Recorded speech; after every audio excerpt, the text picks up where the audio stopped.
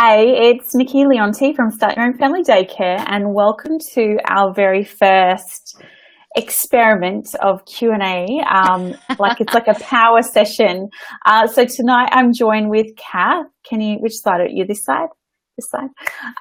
So Kath also from Simple Reflect. Say hello. Hi guys, hi. So you've probably seen Kath around. She's been in the online summits, and she is one of the creators of Simple Reflect, and I'm excited. We've been friends for quite a while in this sector, and supporting other educators in family daycare. And this whole month of April, we're doing something a little bit different. Educators Can. So we're really talking about celebrating, uplifting educators, we just want to have a chat tonight, answer some questions. If you have any questions, pop them in the comments below, and I will keep track of them. And over to you, Kath. We'll just get straight into it, really. Absolutely. I think tonight's just about empowering and uplifting and reminding educators that we do something that a lot of people just cannot do, and that is work with children and inspire children and teach children and support families and our community. And I think sometimes we just get down into the doldrums a little bit, and it's just time to pick us all up a bit and just celebrate a bit about being early childhood educators and celebrate that we actually get to work with children, and that parents and our community trust us to work with their children, and that's really special. And I just want to remind everyone that educators are important and special, and it's time to put some of the joy back into what we do. Yeah, I think it can just be so draining some days. And as we get close to Easter, like this is the first kind of break that a lot of people are getting, if they're getting a break. I know a lot of people who are just like working through and just keep going. And, school holidays you can have extra children, so it can be even more exhausting. And from my experience, school holidays is hardest because my own son was home, and it just like is a whole different dynamic. So it can really impact with when you've got your own children home who are not normally around.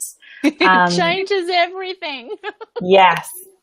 And I swear, like, more of your energy is just going on, helping and encouraging them to share and Yes. Yeah. Yes. Play nicely, because they're ready for a break too.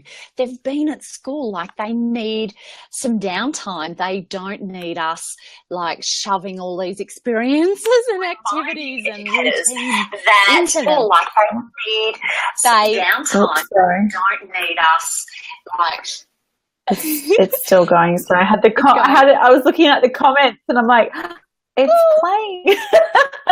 Sorry.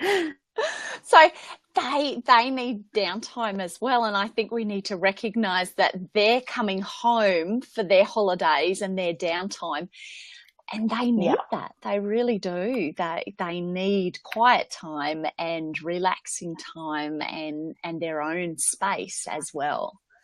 Yeah. Yes. Definitely.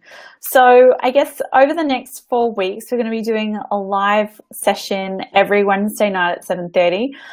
Tonight it's a bit later. We had some tech issues, but they're all sorted now. And so we have a few questions. Now, if you have a question, leave it in the comments below. If you are watching the recording, still pop it in the comments and we can get back to it either during the week or we can come back to it next week, because we're really here to help you. We really genuinely want to support educators because it's, as I was saying, it can be a real struggle at this time of year, but it can be a real struggle to openly ask for support from people, because sometimes you're thinking, oh geez, no one else thinks like that, or oh, other people probably know the answer to that already, I don't want to ask it. Yeah. So just ask away, because everyone is here to learn, and we just genuinely want to support people. So Kath, I know you've got a few questions already that people have asked, so we'll start with those ones. Yeah, the first one I had was how to think outside the box with follow-on activity ideas, and how that makes sense in a family daycare setting. Cool. Okay. Very open question. Yeah. Absolutely. I think this comes back to a lot about our own philosophy a lot of the time, that to offer to follow up with experiences that one, we know the children, so really think about what will engage them and what they will like, but also absolutely outside the box. So think about your philosophy. If you are an educator that loves being outside, then do more things outside. If you're an educator that spends a lot of time inside, offering different invitations and different experiences, then go down that line. Come back to your own philosophy about what you like to offer the children. Don't think of AWOL things that just will be bizarre. Come back and think what the children will love. What will you love offering, and what will the children benefit from when you are following up on experiences? Yeah, I agree. I agree with that, because quite often we can get overwhelmed, especially if you take even just a few minutes on Pinterest. You can just start to think, oh my goodness, look at all these amazing environments. I should be doing this. I should be buying this. I should be, subscribing to this activity pack that I'm going to get every month. All that kind of stuff can get really overwhelming. So for me, I always had like maybe 3 to 4 different activities on any one day. Now, keep in mind that children I look after are always over 2.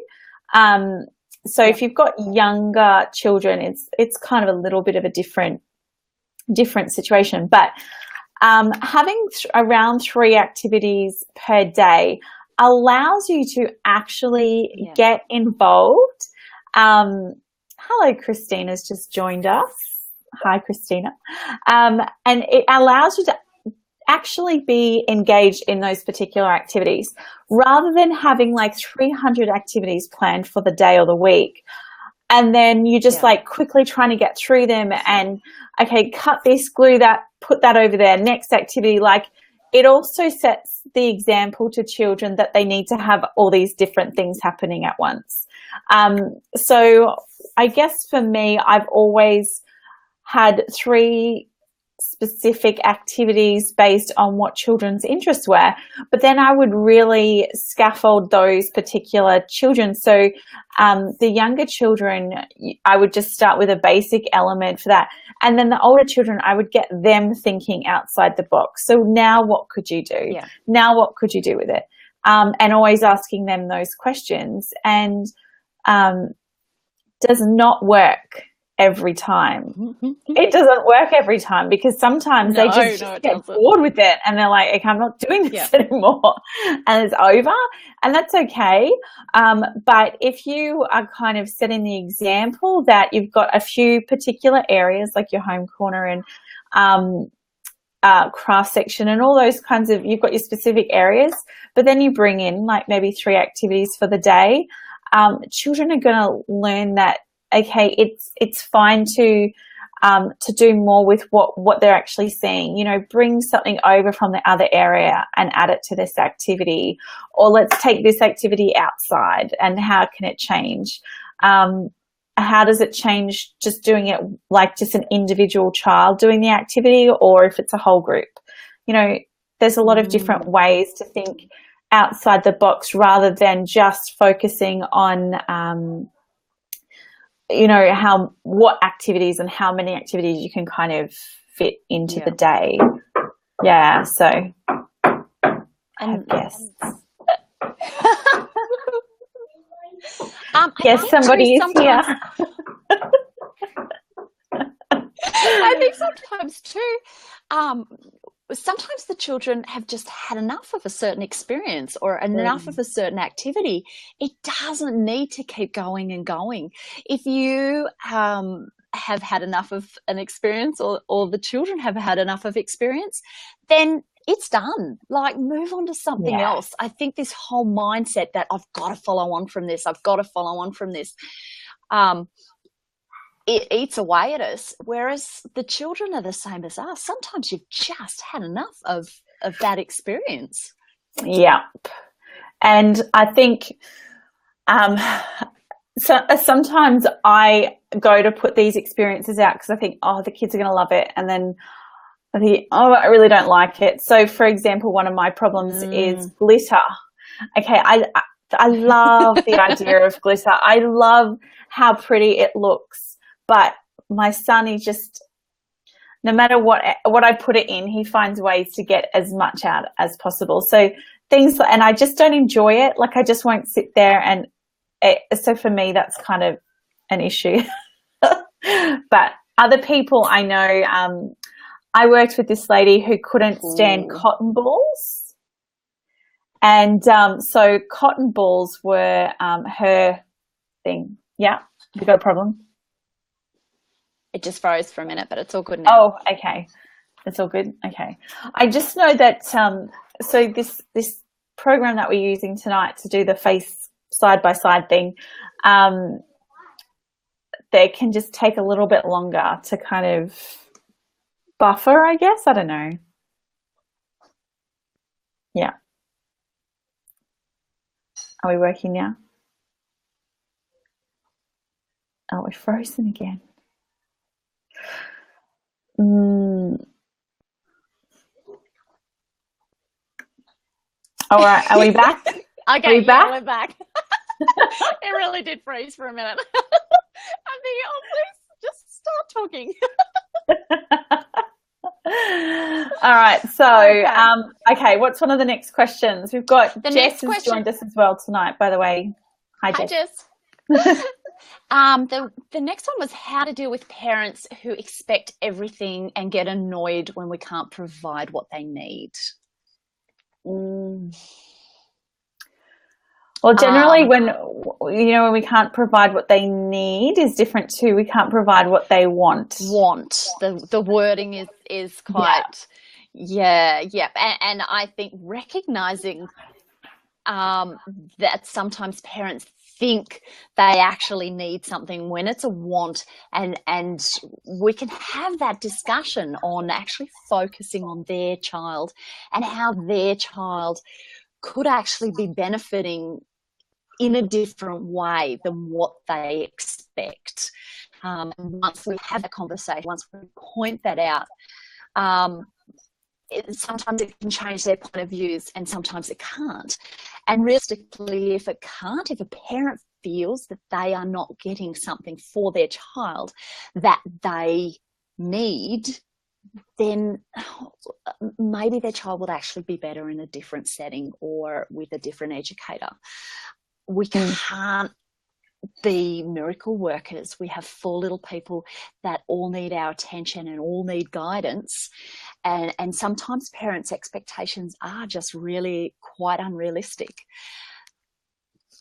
Yeah, I think, one of the ways that you can, I guess, prevent sort of coming across this problem is when you do interview parents, or even just the promotion that you're putting out there. So what you're putting up on Facebook, or what you put in your flyers, or however you're attracting families to your service, make sure it is fully aligned to your philosophy. So exactly, for me, it's always been about an outdoor inspired environment. It's always been child focused, and some parents don't like that. Like if they want kind of a classroom type setting or a childcare centre type setting where you've got lots and lots and lots of things, lots of stimulation, lots of ways for children to be kind of entertained, then they're just not going to fit with me. But I never had families that came to me looking for that, because everything I put out there showed that I was focused more on outdoor environment, natural resources, more about me providing a home-like experience rather than a daycare centre. So, you know, I always attracted those parents. So I guess, you know, there are going to be things that you can't necessarily put into pictures. So that's, I guess, where your philosophy comes in when you're sharing, when you actually meet with parents. You know, they can't get them to come and see your environment. I know it can be a bit nerve-wracking. I don't know, Kath, do you encourage parents to come while you're working, or do you get parents to come once you've finished for an interview? Oh. No, couldn't hear that bit. I was saying, do you encourage prospective parents to come and visit for an interview while you're working or after you've finished? Oh, I invite prospective parents to morning tea. I really like the environment. I like to invite them so that the children can meet, or the child can meet the other children. I can see how they can interact. The parent gets to come chat with me over morning tea. The children are sort of occupied too, and they're interacting. I just find it gives me a really good insight into the way a parent interacts with their child, as well as the way that they are interested in the other children. It just gives me a better insight. I know a lot of educators like to do it outside work time, but I don't feel that gives me as much insight into the relationship between the parent and the child, and then the relationship that will happen between the children and the other children that I have in care. So I actually like doing that at morning tea time. I think that's a great structure. Yeah, that you do, the way you do it, like with you have particular types of food out at that time to kind of, you know, engage your own children that you're looking after, so that you can spend a bit of time talking to the parents. Because that was my concern when I first started years ago. I was thinking, how do I supervise 4 children that I'm looking after and have a parent come in and want to talk to me? I just didn't know how to do that. Yeah. I always got them to come in afterwards. But then I realized that I actually do want them to see, I want to see how they interact with the children, and I want them to see how I interact with the children. Yes, absolutely. Yeah, so I think that can help. That's a really big selling point, our interactions with the children and the way we treat the children and talk to them and whatnot. That's a big selling point. And if we don't have them there in business hours, then they miss that. Yeah, definitely. All right, well, I think we should probably wrap it up tonight, because I think we have been going for a little while. Now, if people have any other questions, then leave them in the comments below and we can get back to you, or we can cover that next week when we do our next one. Now, next week, we are going to be over on Simple Reflect. So we're going to be hanging out on Kath's page next week. So I will be putting the link to that. So come and check us out over there, and we'll be just having another chat. So come and join us. Now, Kath, did you want to say anything tonight before we finish up? No, I think that's fine. Pop in the links below, say hi, ask any questions that you want to ask. we will come back to them, or we'll add them to, as well as adding them to next week. And, you know, interact and chat. This is, you know, it's an opportunity to get to know other educators, and hopefully we will facilitate that and encourage that, because that's what's really important to us. Yeah, I love this. This has been fun. Yeah, this is after our initial hurdle. I'm actually getting on. Excellent. Well, thank you to everyone who joined us live tonight. We really do appreciate that. And we will see you next week. We'll be here 7:30 next week over on Simple Reflect, but I'll put the link below anyway. Thanks, everyone. Thanks, guys. All right. Bye.